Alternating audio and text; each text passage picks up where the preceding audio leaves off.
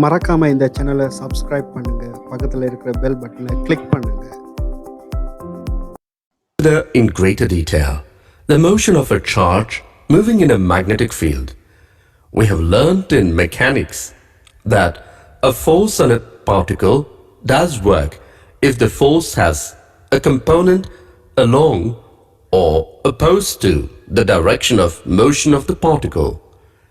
In the case of motion of a charge in a magnetic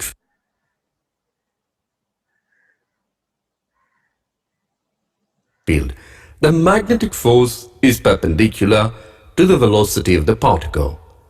So no work is done and no change in the magnitude of the velocity is produced, though the direction of momentum may be changed.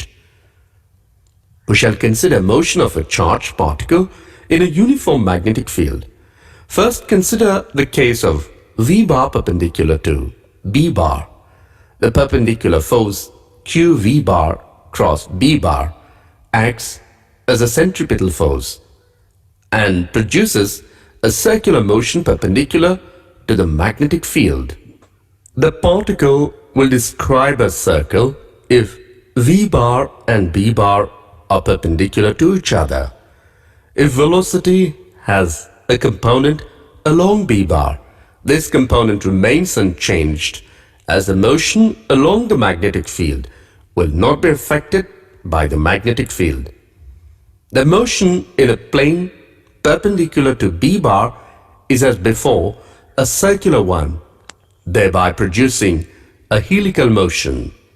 If r is the radius of the circular path of a particle, then a force of mv square by r acts perpendicular to the path towards the center of the circle and is called the centripetal force. If the velocity v bar is perpendicular to the magnetic field B bar, the magnetic force is perpendicular to both V bar and B bar and acts like a centripetal force. It has a magnitude QVB, equating the two expressions for centripetal force.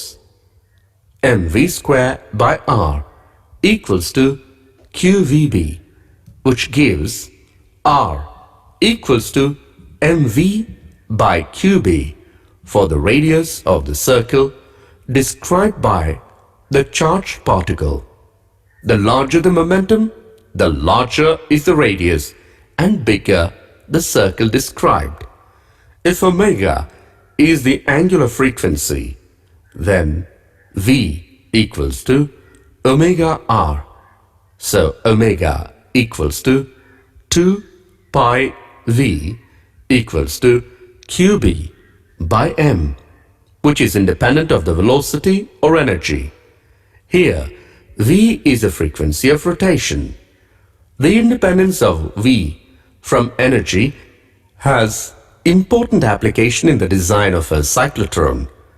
The time taken for one revolution is t equals to 2 pi by omega is nearer to 1 by v.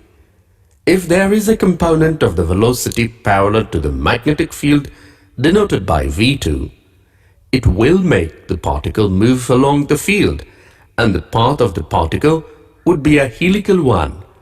The distance moved along the magnetic field in one rotation is called pitch P. Using equation, we have P equals to V2T equals to 2 pi m V2 by QB. The radius of the circular component of motion is called the radius of the helix. Let's examine the motion of an electric charge. இதில் plus ஐட்டமும் ஒரு minus ஐட்டமும் வச்சிருக்கிறாங்க. அந்த plus ஐட்டமும் minus ஐட்டமும் காந்தப்புலத்துக்குள்ள எப்படி இயங்குதுன்னு சொல்லி முதலாவது காட்டுறாங்க. அதுக்கு பிறகு அந்த காந்தப்புலத்துக்குள்ள ஒரு குறித்த ஒரு கோணத்தில் அந்த ஏற்றங்கள் இயங்குமா இருந்தால் அதனுடைய பாதை வந்து ஒரு சுருளிவில் வடிவம் அது எப்படி உருவாதுன்னு சொல்லி இதுலேயும் காட்டியிருக்கிறாங்க. சரி, அப்ப இங்கேயும் நாங்க என்ன செய்ய போறோம்னு சொன்னா ஃப்ளமிங்கின் இடக்கை விதியைத்தான் பாவிச்சு அந்த அதுல தாக்குற விசை, ஏற்றத்துல தாக்குற காந்த விசையை வந்து நாங்க கண்டுபிடிப்போம். சரியா, இதற்கா வடிவா பாருங்க இந்த animation. Charge in a uniform magnetic field. Because the magnetic force depends upon the cross product of the charge velocity and the magnetic field, the motion is usually three-dimensional. We will start with the special case where the initial motion is perpendicular to the magnetic field. In this case, the resulting motion will இது பாத்தீங்கன்னு சொன்னா வெளிநோக்கி இருக்கிற காந்த புலத்துக்குள்ள இதுல சிவப்பு கலர்ல காட்டப்பட்டிருக்கிறது நேரேற்றம், இது முதலாவது இந்த நீல கலர்ல காட்டப்பட்டிருக்கிறது மறையேற்றம். அப்ப இப்ப இதுல இந்த ரெண்டு ஏற்றங்களும் வந்து be confined to a plane perpendicular to the field.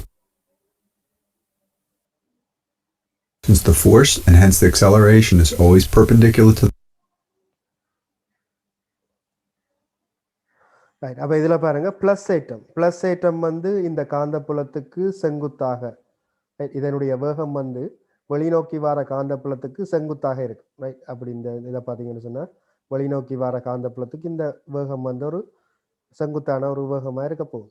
அப்படி இருக்கிற நேரம் நீங்க என்ன செய்யுங்கன்னு சொன்னா இப்ப இதுல வெளிநோக்கி காந்த புலம், அப்ப இடக்கையில சுட்டு விரலை வெளிநோக்கி பிடிங்க.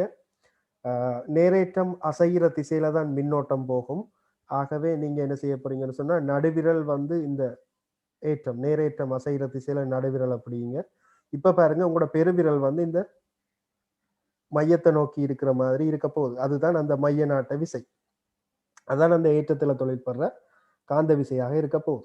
அப்ப இடக்கையில 3 விரலையும் ஒன்று கொண்டு செங்குத்தா பிடிச்சு பாருங்க. நேரேற்றம் அசைகிற திசைதான் மின்னோட்டத்தின் திசை என கருதப்படும். சரியா, அப்ப இப்ப பாத்தீங்கன்னா இது ஒரு வட்டப்பாதையில இயங்கும். இதுதான் மைய நாட்ட விசையா இருக்கும். வட்ட இயக்கத்துல மையத்தை நோக்கி இருக்கிற மைய நாட்ட விசை. Acceleration is always perpendicular to the velocity of the charge. The resulting motion of the charge will be circular. The force on அதே மாதிரி இப்ப இது மறையேற்றம் இவ்வாறு இயங்குறதுன்னு சொன்னா இதுல பாருங்க இலத்திரன்கள் இயங்குற திசைக்கு எதிர் திசையில தான் எப்போவும் மின்னோட்டம் இருக்கும்னு சொல்லி உங்களுக்கு தெரிஞ்சிருக்கும். சரியா, இது கட்டாயம் உங்களுக்கு.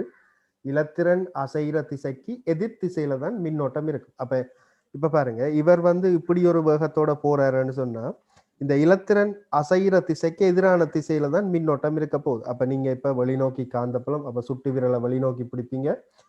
நடுவிரலை வந்து இப்ப இங்காளி பக்கம் இயங்குற திசைக்கு எதிரான திசையில பிடிச்சு பாருங்க. உங்களோட பெருவிரல் வந்து இந்த மையத்தை நோக்கி இருக்க போகுது.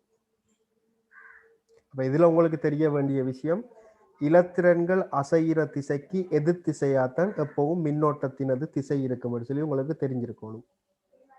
on a negative charge will be in the opposite direction. Positive and negative charges will traverse their circles in opposite directions.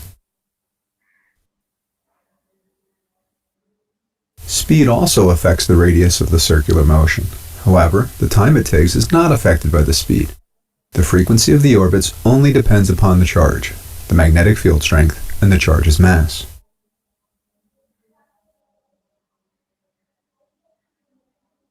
Returning to the more general 3D case, the net motion of the charges will be determined by the parallel and perpendicular components of the charge velocity relative to the magnetic field. The component of இப்ப இதுல இந்த ஏற்றங்கள் வந்து குறித்த ஒரு கோணத்தில இயங்குது. பாருங்க, இது கிடையாச்சோட ஒரு குறித்த ஒரு கோணத்தில இந்த ரெண்டு ஏற்றங்களும் இயங்குது. அப்படி இயங்குற நேரம் இங்க அதனுடைய பாதை எவ்வாறு அமையுதுன்னு பாருங்க. Velocity parallel to the magnetic field determines the part of the motion along the magnetic field lines. The component of velocity perpendicular to the magnetic field determines the circular motion around the magnetic field lines. The net result is helical motion, where the charges spiral around the magnetic field lines. இதுல அந்த குறித்த ஒரு கோணத்துல போற நேரம் அங்க என்ன நடக்குதுன்னு சொன்னா அந்த ஏற்றங்கள் வந்து காந்த புலத்தால ஒரு சுருளிவில் பாதையில போற மாதிரி அங்க அந்த பாதையை அந்த ஏற்றங்களுக்கு வந்து விசை வழங்கப்படுது. தெளிவா காட்டி இருக்கிறாங்க பாருங்க. அதுல காந்தப்புலத்துக்கு செங்குத்தா இயங்கினா வட்டப்பாதையில இயங்கும். காந்தப்புலத்துக்குள்ள ஒரு குறித்த ஒரு கோணத்துல இயங்கினா அது வந்து சுருளிவில் பாதையில இயங்கும்னு சொல்லி உங்களுக்கு தெரிஞ்சிருக்கணும். இது சம்பந்தமா ஏற்கனவே ஒரு பாஸ் பேப்பர் கொஸ்டின்ஸ் வந்திருக்கு. Now let us consider a case where velocity of particle makes an angle with the magnetic field. Resolving velocity into components, we can say that due to perpendicular component alone, the particle will follow a circular path.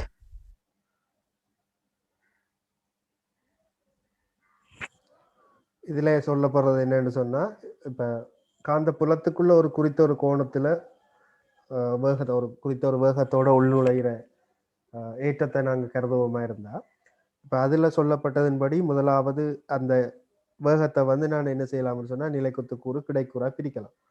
அப்போ இந்த வியினது நிலைக்குத்துக்கூறு we sine theta வந்து காந்தப்புலத்துக்கு செங்குத்தா இருக்க போகுது, we cos theta வந்து காந்தப்புலத்துக்கு சமாந்தரமாக இருக்க போகுது. அப்போ செங்குத்தாக இருந்தால் இங்கே என்ன நடக்க போகுதுன்னு சொன்னால் வட்ட இயக்கத்தை ஆற்றும். ஸோ வட்ட இயக்கத்தை ஆற்ற நேரம் இவருக்கு ஒரு கிடைவேகமும் இருக்கு வி கோஸ் டீட்டான்னு சொல்லி. அப்போ அந்த வட்டத்தை வந்து நாங்கள் இழுத்து விட்டோம்னு சொன்னால் ஒரு சுருளிவில் மாதிரி வரப்போகுது. சரி, அதுதான் இதில் எக்ஸ்பிளைன் பண்றாங்க. Components. We can say that due to perpendicular component alone, the particle will follow a circular path.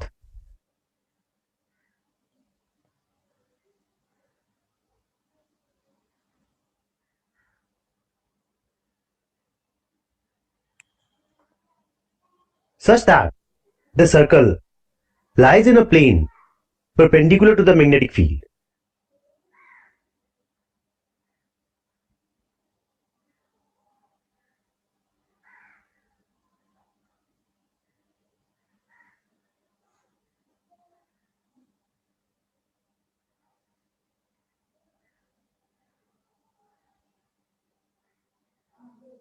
But the particle also has a component of velocity in the direction of magnetic field. We know that a particle moving parallel to the magnetic field does not experience any magnetic force. காந்த புலத்துக்கு சமாந்தரமா இயங்கினா அங்க வந்து காந்த விசை வந்து அங்க தொழிற்படாது. என்ன சொன்னா காந்த புலம் மற்றது அதுல இயங்குற வேகம் வந்து ஒன்றுக்கொண்டு செங்குத்தா இருக்கும். இருந்தா தான் அங்க வந்து அதுல வந்து காந்த விசை தொழிற்படும். அப்ப இங்க காந்த புலத்துக்கு சமாந்தரமா இந்த ஏற்றம் நகரமா இருந்தா அதுல காந்த விசை தொழிற்படாது. Is not affected. Therefore, resultant motion of particle will be the superposition of the motion due to each component of velocity.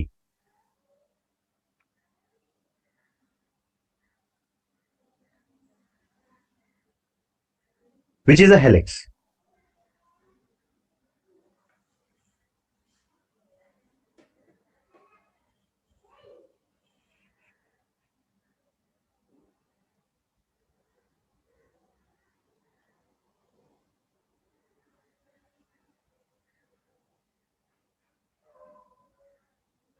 Note that it is a common misconception that the point of start of helical path lies on the center of helix. However, the point of start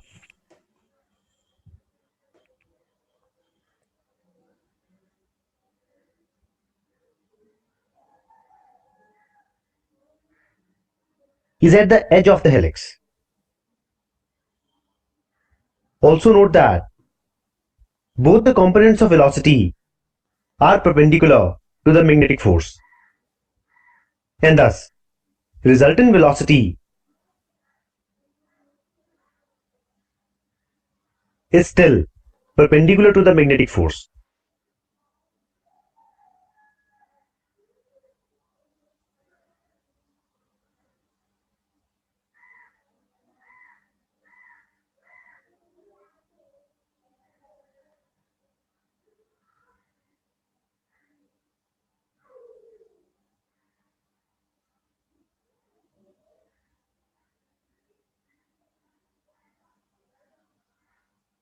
And thus, work done by magnetic force is still zero. Now, radius of circular path is the radius of helix, and this distance between two successive cycles is called the pitch of helix. Radius of circular path depends only on the perpendicular component of velocity, and pitch is equal to the distance traveled by the particle along the direction of field in one time period of circular motion.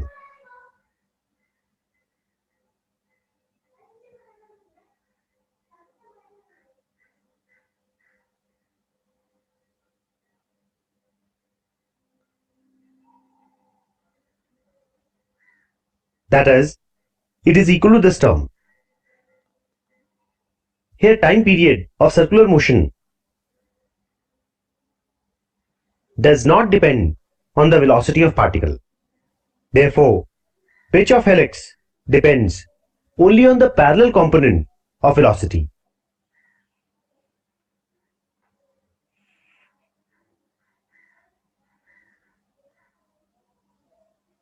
So for the given velocity and angle, ratio of pitch to radius of a helix will be equal to this term.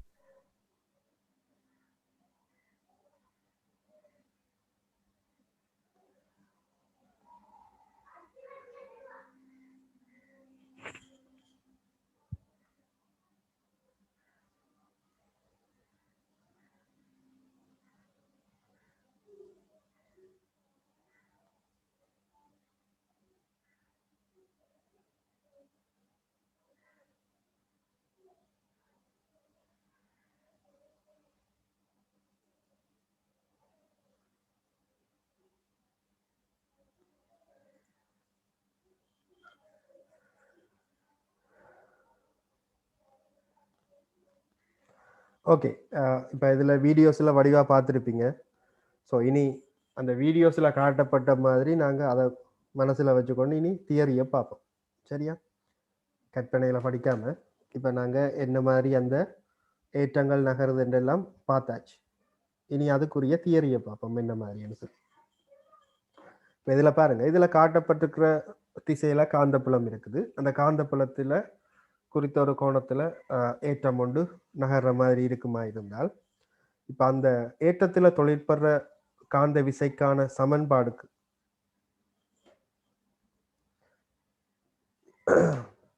இப்போ இந்த ஏற்றம் வந்து காந்தப்புலத்துக்கு செங்குத்தாக இயங்கினா தான் எங்களுக்கு இந்த ஏற்றத்தில் வந்து காந்த விசை தொழிற்படும். சமாந்தரமாக இயங்கினா அங்கே வந்து காந்த விசை தொழிற்படாது.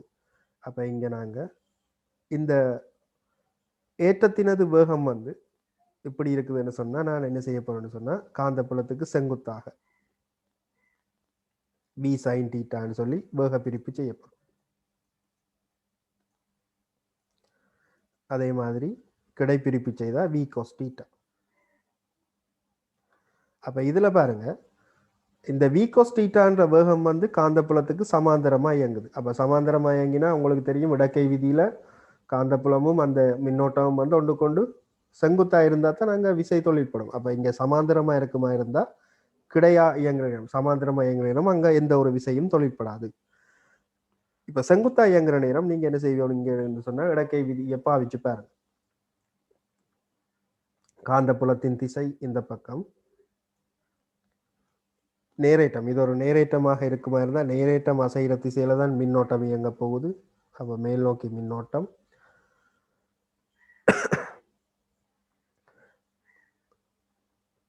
அப்போ இப்போ இதில் தொழிற்பட போகிற விசையை பார்த்தீங்கன்னு சொன்னால், இதில் ஒன்று கொண்டு செங்குத்தான திசை என்ன. ஸோ அப்போ இதில்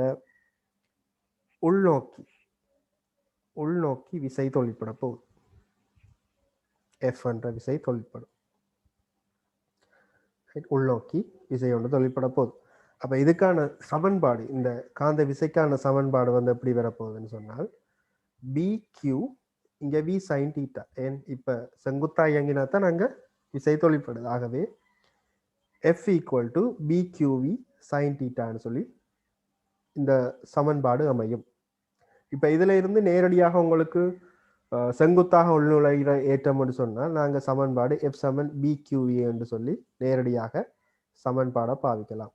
அப்போ இதில் பாருங்க, இந்த V என்றது வந்து அந்த ஏற்றத்தினது வேகமாக இருக்கும், B என்றது காந்தப்புலமாக இருக்க போது, Q என்றது அந்த ஏற்றத்தினுடைய அளவாக இருக்கும். இப்போ இதே இது இப்போ நேரேற்றம் என்று சொன்னால் நேரேற்ற பெருமானம் போடுவீங்க. இலத்திரன் தரப்படுமா இருந்தால் இலத்திரன் அசைகிற திசைக்கு எதிரான திசையில தான் மின்னோட்டம் இருக்கும்னு சொல்லி உங்களுக்கு தெரிஞ்சிருக்கும். சரியா? நம்ம இடக்கை விதி பாவிக்கைக்குள்ள இலத்திரன் அசைகிற திசைக்கு எதிர் திசையில தான் நீங்க அந்த மின்னோட்டம் காற்று மின்னோட்டத்துக்குரிய அந்த விரலை வந்து பிடிப்பீங்க. சரியா? அப்ப இலத்திரன் அசைகிற திசைக்கு எதிர் திசையில தான் நீங்க என்ன செய்யணும்னு சொன்னா அந்த மின்னோட்டத்துக்குரிய விரலை நீங்க பிடிச்சு பார்க்கணும் இடக்கை விதியில. சரியா? இது மிக முக்கியம். கன பேர் இதுல தான் பிளவுற நீங்க. ரைட். இனி அடுத்த பார்ப்போம். ஒரு காந்தப்புலத்துக்குள்ள இலத்திரன் ஒன்று அசைகிற மாதிரி இங்க காட்டப்பட்டிருக்கு. இங்க பாருங்க, உள்நோக்கி காந்தப்புலம் இருக்கு. அப்ப உங்களோட இடது கையில சுட்டு விரலை உள்நோக்கி பிடிப்பீங்க. இப்ப பாருங்க, இலத்திரன் அசைகிற திசை இந்த பக்கம் என்று சொன்னா மின்னோட்டம் வந்து என்ன செய்ய போகுது? இவர் அசைகிற திசைக்கு எதிர் திசையில இருக்க போகுது மின்னோட்டம். அப்ப ஐ வந்து இலத்திரன் அசைகிற திசைக்கு எதிர் திசை. அப்ப உங்களோட நடுவிரலை என்ன செய்ய போறீங்க? மேல் நோக்கி பிடிக்க போறீங்க. சரியா? மேல் நோக்கி பிடிக்க போறீங்க. உள்நோக்கி காந்தப்புலம் இருக்குது, நடுவிரல் மேல் நோக்கி இருக்குது. இப்ப பாருங்க, பெருவிரல் காட்டுற திசையில அந்த விசை தொழிற்படும். அப்ப இங்க பார்த்தீங்கன்னு சொன்னா மையத்தை நோக்கிய திசையில அந்த விசை தொழிற்படும், காந்த விசை. அப்ப உங்களுக்கு தெரியும் காந்தப்புலத்துக்கு செங்குத்தாக இங்க இலத்திரன் அசைக்குது. ஆகவே இவர் வந்து ஒரு வட்ட இயக்கத்தை ஆற்ற போறார். அப்ப வட்ட இயக்கத்துல உங்களுக்கு தெரியும் மைய நாட்ட விசை. அப்ப மையம் நோக்கி F7MA பாவிக்கிற நேரம்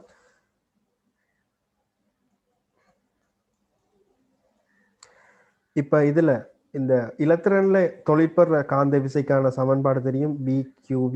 அப்ப BQVன்னு சொன்னா இங்க இலத்திரனுக்கு பதிலா ஏற்றம், இலத்திரன் ஏற்றம், அதனுடைய தொடலி வேகம் B என்று தரப்பட்டிருக்கு.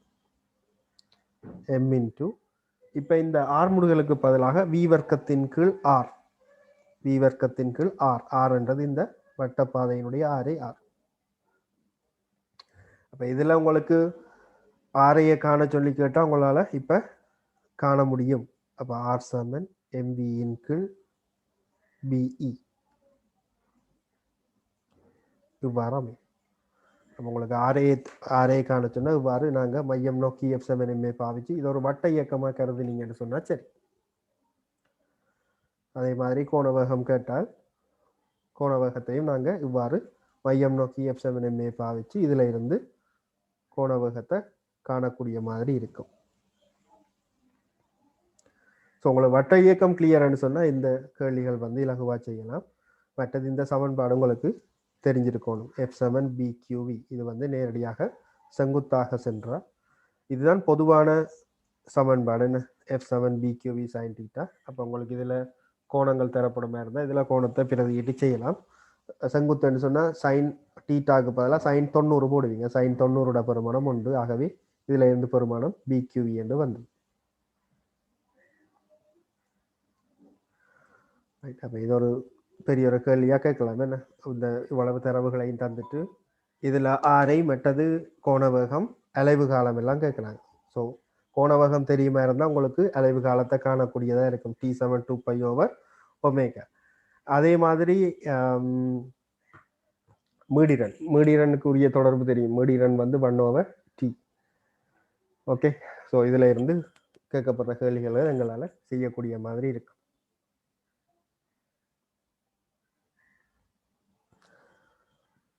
அப்ப இதுல பாருங்க, காந்த விசை எப்போதும் இயக்க திசைக்கு செங்குத்தாக இருப்பதனால் அது வட்டப்பாதையில் இயங்கும். அதனுடைய கதி வந்து மாறாது, அதன் இயக்க சக்தி மாறாது. கதி மாறாட்டி அங்க இயக்க சக்தி மாறாது. ஸோ இந்த 3 விஷயமும் உங்களுக்கு தெரிஞ்சிருக்கணும். மூன்றாவது பாருங்க, காந்தப்புலத்துக்கு செங்குத்தாக ஒரு ஏற்றம் எறியப்படும் போது அதனது சுற்றல் காலம் எறியப்படும் கதியிலோ அல்லது அதன் வட்டப்பாதையின் ஆரையிலேயோ தங்குவது இல்லைன்னு சொல்லி சொல்றாங்க.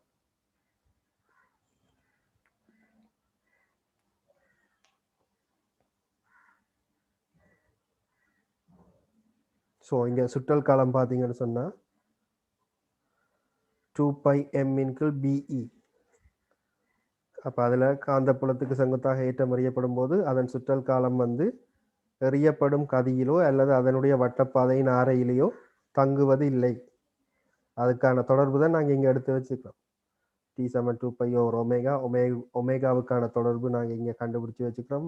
BE/m சொல்லி ஸோ அதில் கொண்டு வந்து பிரதிக்கிட்டால் எங்களுக்கு அலைவு காலத்துக்கான சமன்பாடு வரும் 2π m BE என்று. ஸோ அலைவு காலம் வந்து அந்த ஏற்றத்தினது எறியப்பட்ட ஏற்றத்தினது கதியிலையோ அல்லது வட்டப்பாதையின் ஆரையிலையோ தங்கி இருப்பதில்லைன்னு சொல்லி சொல்றாங்க. ஓகே, இப்போ இதில் பாருங்க, இதில் இந்த இலத்திரன் வந்து குறித்த ஒரு கோணத்தில் உள்ளுழையமாக இருந்து அதனுடைய பாதையை இங்கே காட்டியிருக்கிறாங்க. அப்படி வெளியில் வரும் இதனுடைய நிலைக்குத்து அச்சோடு தீட்டா கோணத்தில் ஒரு இலத்திரன் உள்ளுழையமாக இருந்து அதனுடைய பாதை இவ்வாறு அமைஞ்சு இப்படி வெளியில் வரும். அதே இது இங்கே செங்குத்தாக உள்ளுழையமாக இருந்தால் இதை வந்து ஒரு அரை வட்டத்தை ஆக்கிட்டு வெளியில் வரும். சரி, அப்போ இதை நான் இலகுவாக உங்களுக்கு கீறி காட்டலாம்.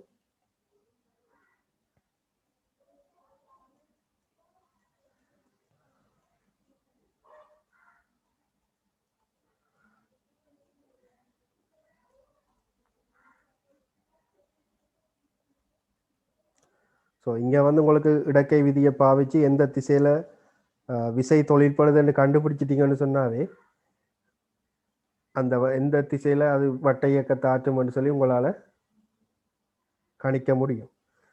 இப்போ இதில் பார்ப்போம். இதில் ஒரு நேரேற்றம் ஒன்று உள்நுழையதாக வச்சா இவருக்கு செங்குத்தாக நேரேற்றம் ஒன்று உள்நுழையமாக இருந்தால் உள்நோக்கி காந்தப்புலம் நேரேற்றம் பார திசைக்கு தான் என்ன செய்ய போறீங்கன்னா மின்னோட்ட திசையை எடுப்பீங்க. அப்போ இதில் ஒரு நேரேற்றம் பார மாதிரி யோசிப்போம். நேரேற்றம் வந்து இப்போ இதில் இவருக்கு செங்குத்தாக பி என்ற வேகத்தோட வருது. அப்போ இங்கே வர நேரம் செங்குத்தாக உள்நுழையுதுண்டா இதுதான் மின்னோட்ட திசை உள்நோக்கி காந்தப்புலம். அப்போ உங்களோட சுட்டு விரலை உள்நோக்கி பிடிப்பீங்க, நடுவிரலை இது இந்த வேகத்தினது திசையில் பிடிப்பீங்கன்னு சொன்னால் இப்போ பெருவிரல் காட்டுற திசை வந்து இப்படி இருக்க போகுது எஃப். அப்போ இவர் இப்படி வேற என்ன நடக்கும்னு சொன்னால் இந்த நேரேற்றத்தில் வந்து இப்படி விசை தொழிற்பட போகுது. அப்போ இந்த இடத்துல வந்தாலும் இப்போ வேகம் வந்து இந்த திசையில் இருக்குதுன்னு சொன்னால் உள்நோக்கி காந்தப்புலம் இப்போ இவர இயக்க திசை இங்காலி மாறிட்டா மின்னோட்ட திசை இது என்று சொன்னால் எஃப் இங்கே இருக்க போகுது. இப்போ இங்கே பார்த்தீங்கன்னு சொன்னால் இவர் இயக்க பாதை வந்து ஒரு அரை வட்டமாக இருக்க போகுது. சரியா, அரை வட்டமாக இருக்கும். அப்போ இதில் மையம் நோக்கி காந்த விசைகள் தொழிற்படுது. அப்போ காந்த புலத்துக்கு செங்குத்தாக ஒரு நேரேற்றம் உள்ளுழையமா இருந்தால் அதனுடைய பாதை வந்து இதில் என்ன காந்தப்புலம் தொடங்குதுன்னு வைப்போம். இங்கால ஒரு ஒன்றும் இல்லை, இது காந்தப்புலம் இருந்தால் இவருக்கு செங்குத்தாக உள்ளுழையிற நேரம் இவர் வந்து ஒரு அரை வட்ட இயக்கத்தை ஆற்றுவார். ஆட்டி வெளியில் என்ன வேகத்தோட வந்தாரோ அதே வேகத்தோட வெளியில் வருது. இதே இது ஒரு இலத்திரன் மறையேற்றம் வந்து உள்ளுழையமா இருந்தால் இங்கே நடக்க போகுதுன்னு சொன்னால் இதனுடைய பாதை வந்து அரைவட்டம்.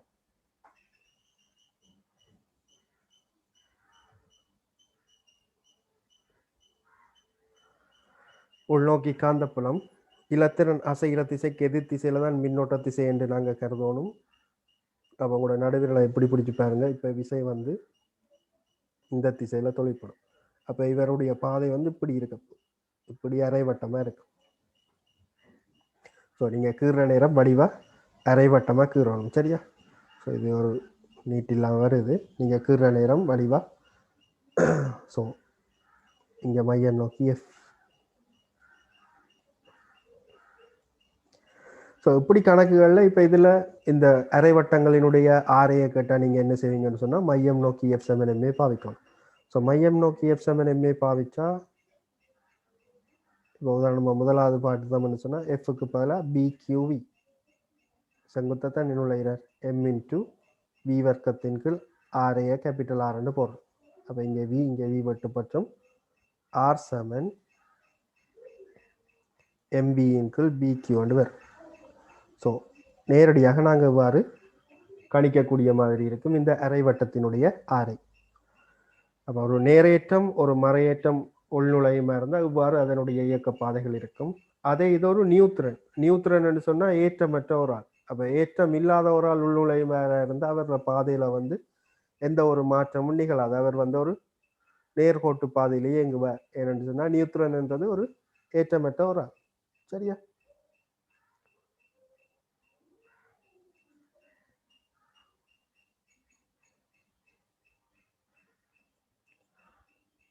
ஓகே. இப்ப இதுல இந்த அட்டவணையில காட்டப்பட்டிருக்கு என்னன்னு சொன்னா, இப்ப ஈர்ப்பு புலத்துக்குள்ள ஒரு திணிவு எப்படி இயங்கும், அதே மாதிரி மின்புலத்துல ஏற்றம் எவ்வாறு இயங்கும், அதே மாதிரி காந்தப்புலத்துல ஏற்றம் எவ்வாறு இயங்கும் என்று சொல்லி. முதலாவது புலத்துக்கு செங்குத்தாக, ஈர்ப்பு புலத்துக்கு செங்குத்தாக திணிவு ஒன்று இருக்குமா இருந்தா அது வந்து எவ்வாறு எந்த பாதையில இயங்கும். அதே மாதிரி மின்புலத்துல இருக்கிற ஏற்றம் வந்து அந்த புலத்துக்கு செங்குத்தா இயங்கினா எப்படி இயங்கும்.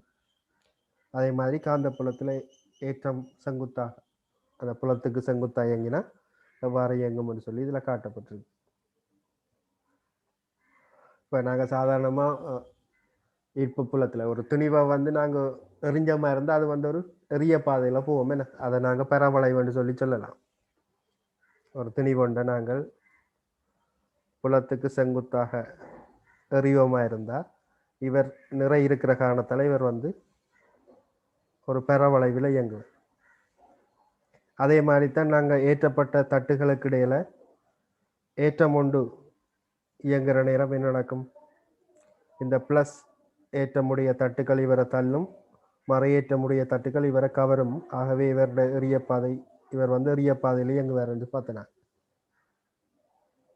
நம்ம மின்புலத்தில் ஏற்றம் வந்து பரவளைவு, காந்தப்புலத்தில் வட்ட இயக்கத்தை ஆட்டம் என்று பார்த்துட்டோம்.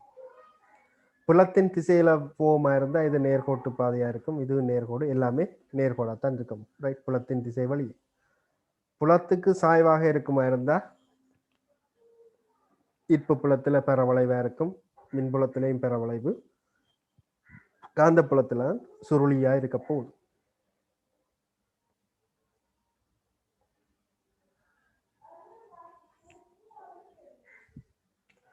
ஸோ இப்போ உங்களுக்கு காந்த புலத்துக்குள்ள ஏற்றம் ஒன்று அசையுமா இருந்தா அந்த ஏற்றத்தில் தொழிற்படுற விசைக்கான தொடர்புகள் எவ்வாறு எடுக்கப்பட்டதுன்னு சொல்லி இதில் உங்களுக்கு நாங்கள் பார்த்துட்டோம்.